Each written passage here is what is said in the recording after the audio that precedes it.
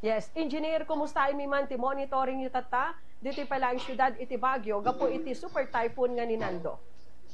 Yes, so far Bombo Irene, awan pa mo reported tayo nga incidents na.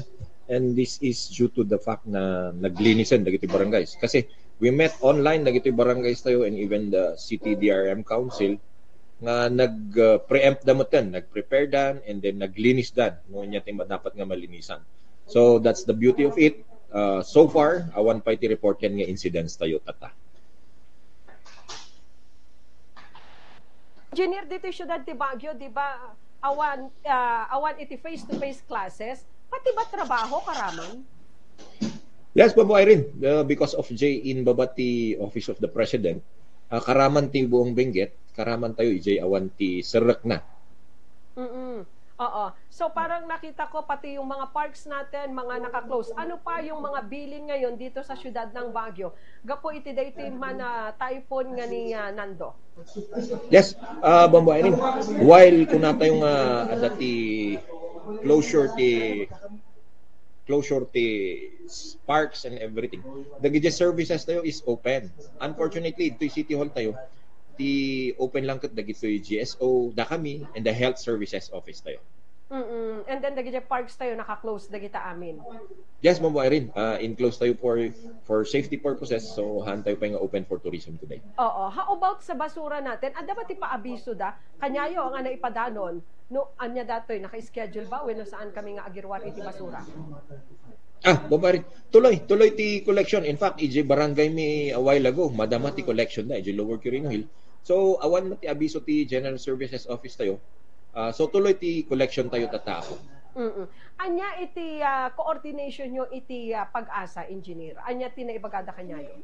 Yes niya. Since last week, inikan na tayo ti advisory dito pag-asa tayo. Kasali da, meeting tayo last week. But they are advised. Kitaan datata is we are around yellow to going to orange. So the forecast is around 50 to 100 millimeter ti ma-experience tayo tata na kaado ti tudo nga maagbayakabak dito City of Baguio and the whole Benguet actually. Gaputa medyo adudata nga danom continuous kunata yon. Anya dagiti lugar nga talagang naka-concentrate when i-monitor tata iti City Disaster Risk Reduction Management Office. Yes, Bomboyren niya. Ti amoyumat dito syudad tayo kat mountainous niya. So nga ti prone tayo ti soil erosion and landslides. May isang tututukan tayo is of course the Barangay Risan, the barangay of dito ay Dominican area, Luwakan area, Camp 7, dagiti apo and Atok Trail. Dagiti medyo kitaan tayo. But so far so good, awan pa mo reported on those areas. Yes, engineer no kasto nga napigsa iti tudo actually hanlang ati La Trinidad iti makapaspasar iti panaglayos.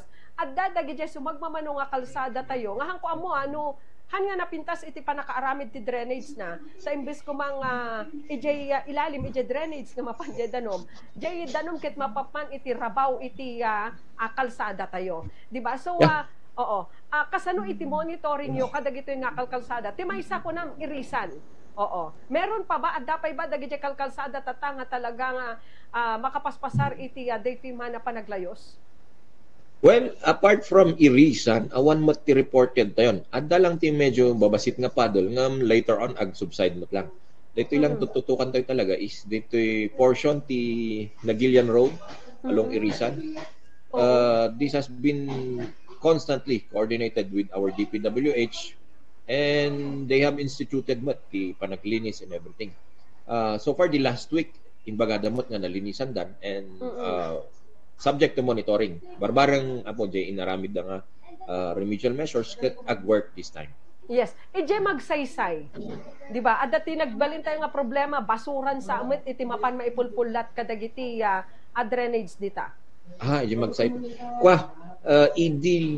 I think idi Friday and then idi Sabado and Sunday. Naglinisan joint with the barangay and together with our responders from the City Engineering Office.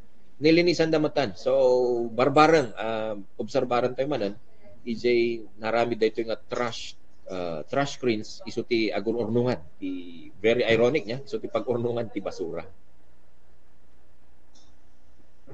Ang umat nga tulat ta iti danong kadagiti nasa nga lugar. Yes, yes. Isu nga ti inkasta ti city engineering tayo, nag to yan. Nag-remedial works na. Medyo nag-open na, nagpinadaktil na nag-opening. And ti nagnunumwan mi is baka dati kurang di design. So, they will be revising the design. So, hopefully, DJ pinagtutungtungan mi is maaramid and it will address already DJ panag-clog ti gito'y basura. Yes. Engineer, di ba, idi na palabas nga dagiti nagsisinnaruno nga bagyo.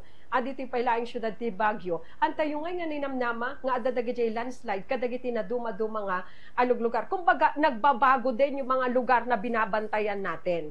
So, anya dagiti plano iti City Disaster Reduction Management Office kadagito nga mapaspasama. Kumbaga, parang climate change yung mga nangyayari.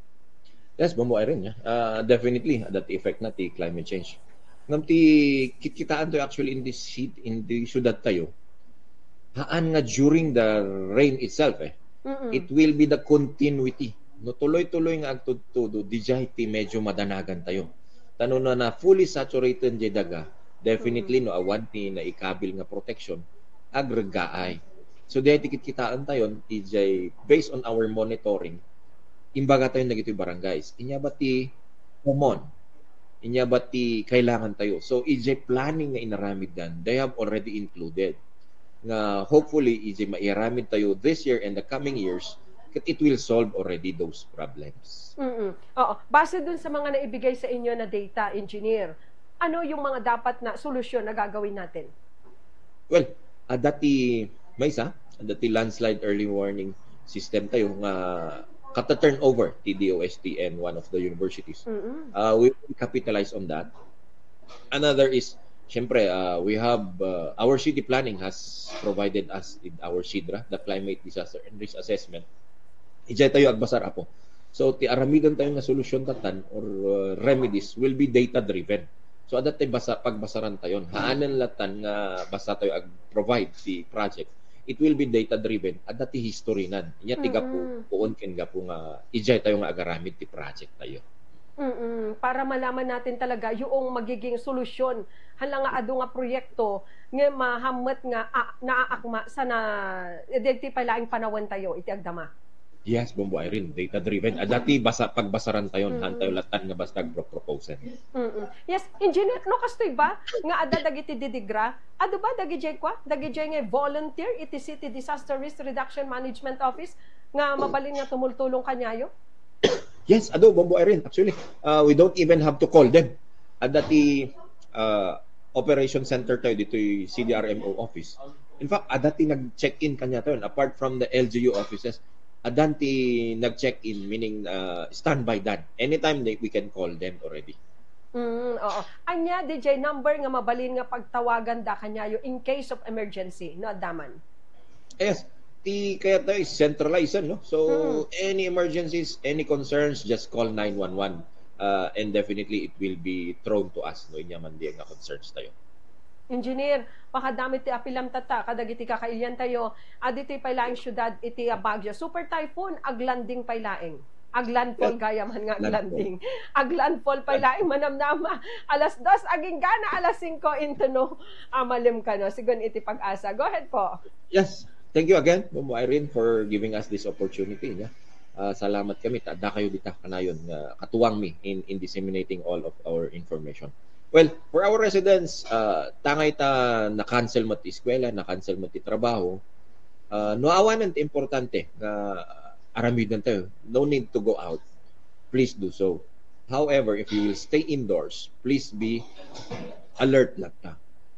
Scope your environment, no adati makita yung apagad. Please don't hesitate. Call 911 in any concerns and any emergencies. Ada kami apo nga tumulong kanyayo.